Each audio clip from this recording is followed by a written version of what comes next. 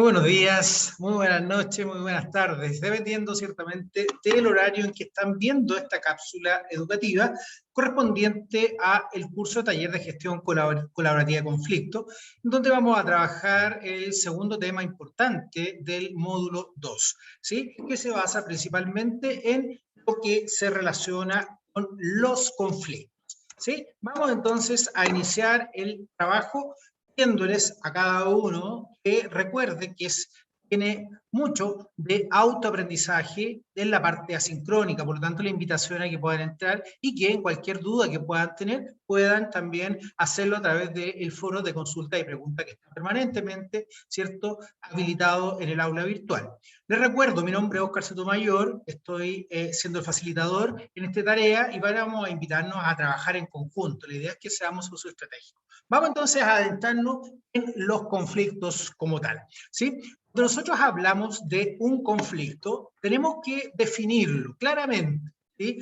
Un conflicto se define como la contraposición o confrontación de intereses, necesidades y posiciones entre dos o más personas, ¿sí? Que se percibe en este momento o a corto plazo. Es decir, muchas veces vamos a también, importante saber que se puede conocer como la postura, la posición de interés y necesidad. Por tanto, entre dos o más personas, ¿ok? Distinto al problema. El problema se define como cualquier obstaculizador que me impide conseguir una meta u objetivo. Por lo tanto, estamos hablando de que los conflictos son inherentes al ser humano, siempre vamos a tenerlo en cualquier grupo humano porque somos gregarios y porque tenemos diferencias porque somos individuales, ¿sí? Es ahí la importancia de conocer cuáles son las posiciones, los intereses y las necesidades. En el ámbito escolar va a ser fundamental conocer esto para poder efectivamente tener el impacto que puede generar y por lo tanto también saber analizar el conflicto para ver la mejor manera de abordarlo.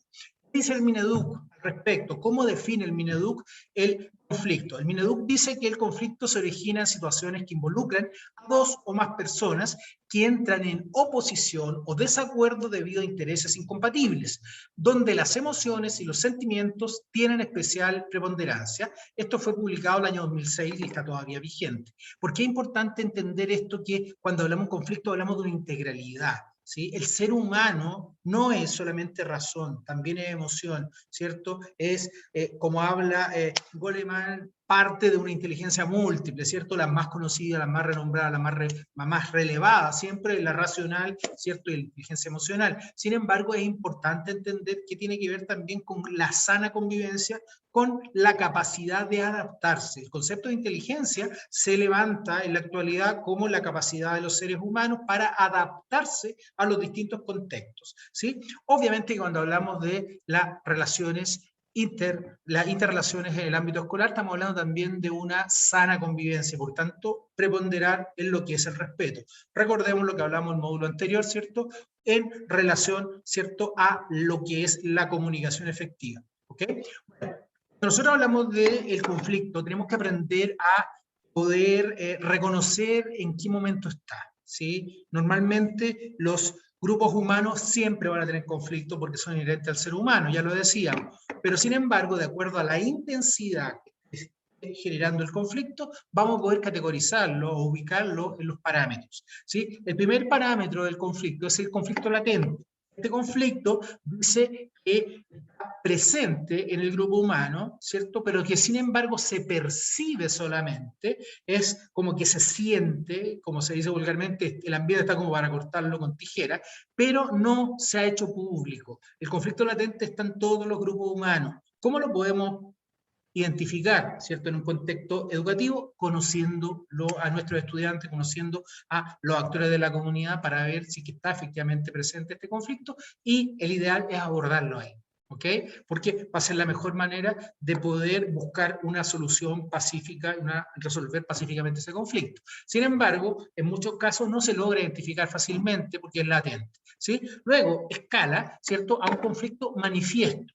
Cuando el conflicto pasa a ser manifiesto, cuando ya hay una advertencia, cuando hay una manifestación pública de que existe el conflicto, es decir, ya no hay duda, se evidenció la complicación de que exista el conflicto manifiesto, es que se tiende a banderizar el grupo, ¿cierto?, por uno o por otro de los involucrados. Y eso obviamente hace que el conflicto sea mucho más difícil de resolver, ¿sí? Sin embargo, muchas veces se logra bajar la intensidad y se mantiene latente. Es decir, esta cosa puede ir variando. Sin embargo, la escalada es que de latente pasa a manifiesto y de manifiesto puede escalar a un parámetro que se conoce como la crisis. Cuando hay crisis, ¿cierto?, en los parámetros del conflicto, es cuando ya hay una evidencia, ¿cierto?, cuando hay un evento violento, ¿sí?, cuando hay una agresión física, psicológica, económica, sexual, del tipo que sea, ¿ok? Ahí ya podemos considerar que hay un conflicto en la etapa de crisis, ¿sí? Evidentemente que ahí tenemos que sí o sí hacernos cargo de la situación para poder generar procesos, ¿cierto?, idealmente de sana convivencia, ¿sí? Sin embargo, muchas veces no se tratan adecuadamente y esta situación de crisis, que es violencia escolar, un evento de violencia escolar, puede escalar, ¿sí? Pasa a el último parámetro que se conoce como la crisis grave.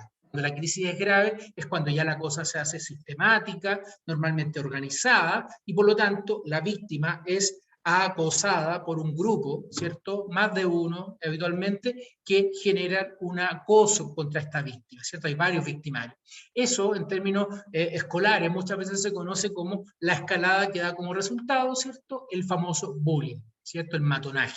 Evidentemente que muchas veces se confunde un evento de violencia, que sería una crisis, con el bullying. Para que pase a ser bullying tiene que perdurar en el tiempo y ser sistemático y organizado, ¿sí?, para que pase a ser una crisis grave. Entonces, es importante tener esta primera mirada porque lo primero que debemos hacer en el ámbito escolar para poder saber cómo abordamos una situación de conflicto es hacer un análisis completo, ¿sí? Ya tenemos, ¿cierto?, lo primero que es identificar cuáles son el parámetro en el que está viviéndose este conflicto. Luego, para analizar el conflicto, tenemos que considerar que todos los conflictos van a tener tres grandes componentes, ¿sí? Por un lado, las partes, los asuntos y los objetivos. La complicación es que no es tan fácil identificar las partes de un conflicto, ¿sí? Porque muchas veces encontramos que lo que aparecen como protagonistas del conflicto, los que son generadores del conflicto, están ocultos, ¿sí? Es decir, manipulan a otros para que aparezcan, ¿cierto?, como protagonistas del conflicto y no lo son. Entonces, tenemos que ser capaces de entender que cuando hablamos de las partes de un conflicto, vamos a tener a los protagonistas, vamos a tener a los secundarios, vamos a tener a los espectadores, incluso algunos autores hablan de los, comillas, provocadores, los carboneros, hay distintos conceptos que lo asocian a eso, ¿sí? Entonces, es súper importante que hagamos un análisis concreto. ¿Cómo identificamos quiénes son las partes protagonistas? Porque a eso son los que deberíamos atender para poder tratar de atender de la mejor manera el conflicto, determinando dos preguntas que son súper importantes. Primero, ¿quién es el más interesado en la situación de conflicto y quién va a ganar, va a perder algo en relación al conflicto, ¿cierto?, al resultado del conflicto? Ahí es donde podemos identificar verdaderamente quiénes son los principales involucrados.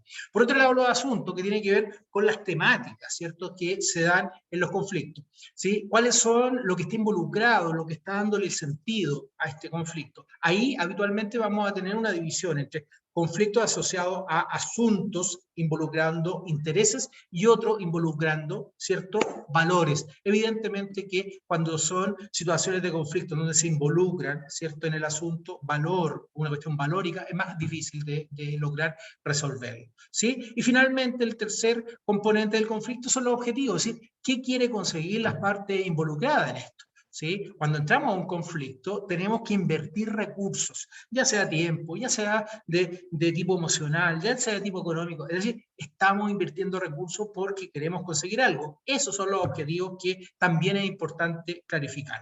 Ahí tenemos un segundo aspecto que hay que considerar cuando hacemos el análisis de un conflicto en el ámbito escolar.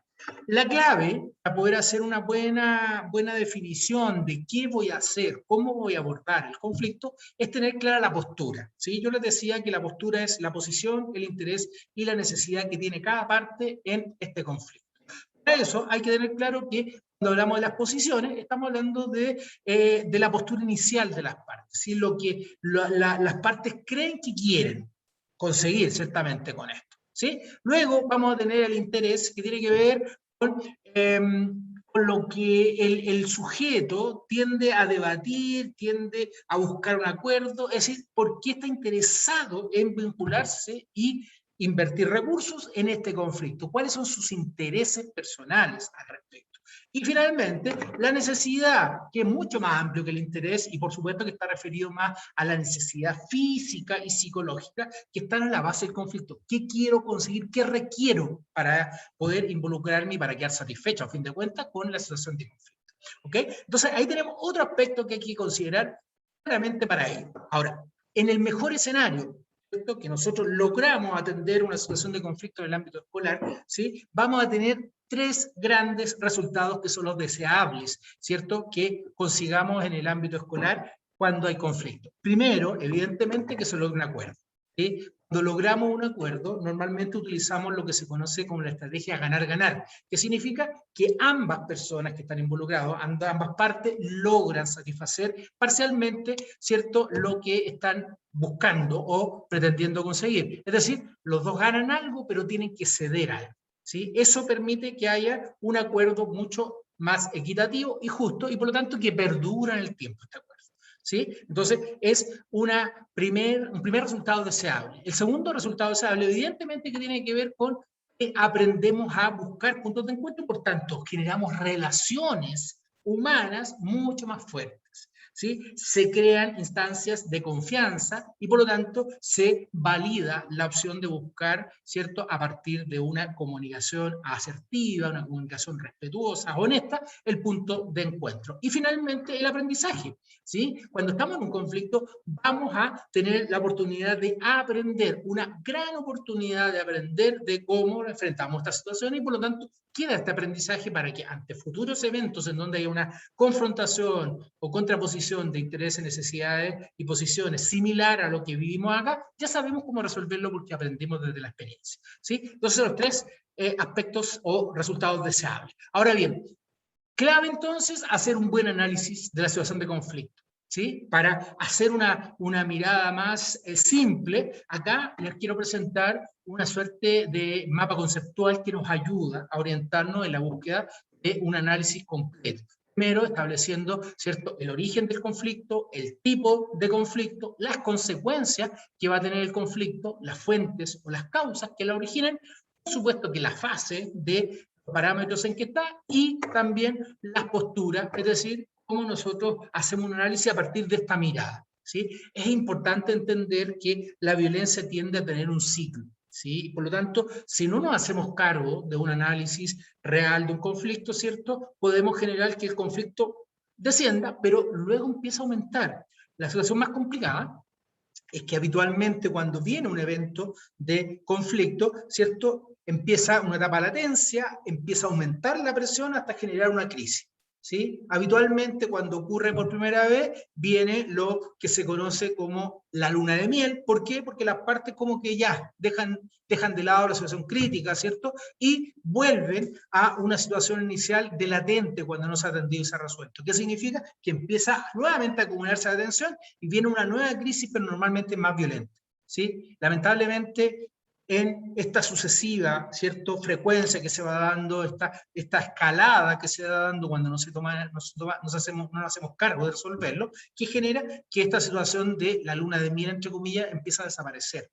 Empiezan a haber más eventos violentos y se empieza a naturalizar la violencia, ¿sí? Entonces es ahí la importancia de enfrentar esto de una manera colaborativa, y ahí la importancia de hacer un buen análisis del conflicto. Ahora bien, en el ámbito escolar, ¿qué nos cabe hacer? ¿Sí? Manejar o resolver un conflicto, ¿sí? Ahí la gran pregunta, es súper importante que nosotros nos hagamos cargo de esto, ¿sí? Porque efectivamente tenemos que ver que hay diferencia entre manejar y resolver. Manejar un conflicto significa que yo lo administro, ¿sí? En términos muy simples, es evitar que la sangre llegue al río, es decir, hago la contención, hago la parada para que no siga aumentando, pero sin embargo no me hago cargo de buscar una solución efectiva, que sí lo hago cuando resuelvo. Cuando yo resuelvo un conflicto, lo que hago es que logro buscar un punto de encuentro entre las partes, que las partes sean protagonistas de la solución, ¿cierto? Que se ajuste a el programa, al reglamento interno del colegio, ¿cierto? Al reglamento de convivencia escolar, y por lo tanto permite que logremos generar una solución que satisfaga a las partes, ¿sí? Es ahí la importancia de hacernos cargo de eso. Por lo tanto, tenemos que hacer un análisis completo para poder abocarnos a ello. ¿sí? Por lo tanto, cabe, ¿cierto?, entender que cuando atendemos un conflicto en el ámbito escolar, también tenemos que ser capaces de conocer a la gente, conocer el entorno, conocer al involucrado. ¿Por qué? Porque hay tres elementos que también están presentes en el análisis que tengo que hacer. Primero, las características psicosociales de los actores de la comunidad educativa en donde se está generando la situación de conflicto, es decir, cuáles son las características psicosociales de los distintos actores, para que podamos entenderlo, ¿sí? La segunda tiene que ver con las características del medio ambiente biopsicosocial, en donde está inserto y se desenvuelven los actores para conocer las creencias, la cultura, lo que está a la base también, que puede estar, comillas, naturalizando acciones violentas. Tercero, tiene que ver con los estilos de liderazgo y la interacción social que predomina. ¿Sí? El ideal, decíamos, que predomine en los contextos escolares el estilo de interacción social asertivo, pero no es así siempre, ¿cierto? Decíamos que todos tenemos alguno de ellos que predomina, ¿cierto? Agresivo, pasivo, asertivo, dependiendo del contexto, pero en el ámbito educativo deberíamos tener, ¿cierto?, una predominancia de un estilo más asertivo. Igualmente el liderazgo, ¿sí? Las figuras que son generadoras de liderazgo, tenemos que también tener mucha atención en cómo se ejerce ese liderazgo y cómo ese liderazgo puede estar influyendo en la ocurrencia de eventos de conflicto. ¿Sí? Entonces, vamos viendo que para poder analizar tenemos que hacer un análisis bien técnico al respecto. Pero aboquémonos a lo que nos convoca fundamentalmente. ¿Cómo transitar el conflicto a la construcción de la paz? ¿Sí? ¿Cuáles son las herramientas prácticas? Y ahí tenemos lo fundamental, que es el centro de este curso, que tiene que ver con la gestión colaborativa de los conflictos. ¿Sí? Cuando hablamos de gestión colaborativa de conflicto, la vamos a definir, la vamos a entender como el conjunto de herramientas útiles para abordar los conflictos con la intervención de una tercera parte que ayuda a las partes a tomar una decisión en relación al conflicto. ¿Cuáles son las alternativas? Mediación, arbitraje y conciliación. Evidentemente cada una de ellas tiene su particularidad. Sin embargo, en el ámbito escolar lo que está oficialmente validado es la mediación escolar. De hecho, desde el año 2014 está ya instalada la mediación escolar en la Superintendencia de Educación, por lo tanto, ahí hay un registro al cual se puede acceder. ¿Sí? Sin embargo, algo importante, que una de las diferencias fundamentales entre ¿cierto? Estos métodos alternativos de resolución de conflicto, que también los podemos encontrar en la bibliografía como los MARC o MASC, método alternativo de resolución de conflicto o método alternativo de solución de conflicto, de las dos maneras, ¿cierto? Está en quién es el responsable de adoptar la decisión. ¿Sí? Cuando hablamos de la mediación, estamos hablando de un tercero imparcial que ayuda a las partes a que tomen la decisión, ¿sí? Pero él no la toma. Cuando hablamos de arbitraje, estamos hablando de lo más parecido a un juez tradicional, es decir, es la persona que asume el rol de árbitro quien decide una, ¿cierto?, sentencia, entre comillas. Y en la conciliación, ¿cierto? Si bien es cierto, son las partes las que trabajan para ello, es el conciliador finalmente el que va a establecer cuál es lo que se debe hacer. ¿Sí? Entonces ahí tenemos las diferencias que vamos a profundizar, por supuesto, más adelante. ¿Ok? También tenemos que decir algo que es fundamental. Este cuadro aquí ven la pirámide que tiene que ver con el rol que tiene el tercero y el poder que tiene. Como ustedes ven, en el poder del tercero en el arbitraje es clave el tercero porque él decide. Ya lo decía, la conciliación, la mediación, ¿cierto? Son distintas porque uno, ¿cierto?, facilita y logra imponer, ¿cierto?, una sentencia a la cual va a llegar considerando las partes, que es la conciliación. Sin embargo, la mediación son las partes las que llegan a acuerdo y establecen finalmente de manera voluntaria, ¿cierto?, cuál es el acuerdo. El mediador solamente lo facilita. Y en la negociación tenemos una diferencia marcada, porque se conoce este como el cuarto método alternativo de resolución de conflictos. Sin embargo, ¿por qué lo excluimos? Porque la negociación se hace directamente, no aparece un tercero. ¿Sí? Por lo tanto, no califica como un método en donde esté la gestión colaborativa de los conflictos. ¿Sí? Por lo tanto, en la parte baja de la pirámide vamos a encontrar la negociación en donde las partes son las únicas que intervienen. Por eso que vemos que está en esa estructurada de esa manera la pirámide que vemos ahí, el triángulo que vemos ahí. ¿Sí? Bueno, adentrémonos un poquito en la gestión colaborativa de conflictos. ¿sí? Importante entender que los conflictos no tienen una sola forma de resolverse. Hay distintas formas también de enfrentarlo, hay distintas formas de vivirlo, ¿sí? La elección, por tanto, de cómo vamos a abordar el conflicto pasa primero por el análisis que hemos hablado, ¿cierto? Y además entender cuál es la dinámica del conflicto, cuál es la capacidad de las partes para gestionar el mismo, ¿cierto? Con qué recursos disponemos para hacerlo, ¿sí? Los efectos que puede generar el método que nosotros escojamos, especialmente en las relaciones interpersonales, ¿sí? Porque al final apuntamos a la sana convivencia, ¿sí? Entonces ahí está la importancia de generar un trabajo colaborativo que genere sinergia también, es decir, que los distintos actores de la comunidad educativa puedan aportar con antecedentes, especialmente para ellos, ¿sí? Aquí tenemos la famosa metáfora del iceberg, ¿sí? Es decir, muchas veces los conflictos lo que vemos es la parte alta, que tiene que ver con la posición, ¿sí? Lo que gatilla, lo que se manifiesta en el conflicto. Sin embargo, es muy importante saber qué está abajo de este iceberg, qué está abajo, que son el interés y las necesidades.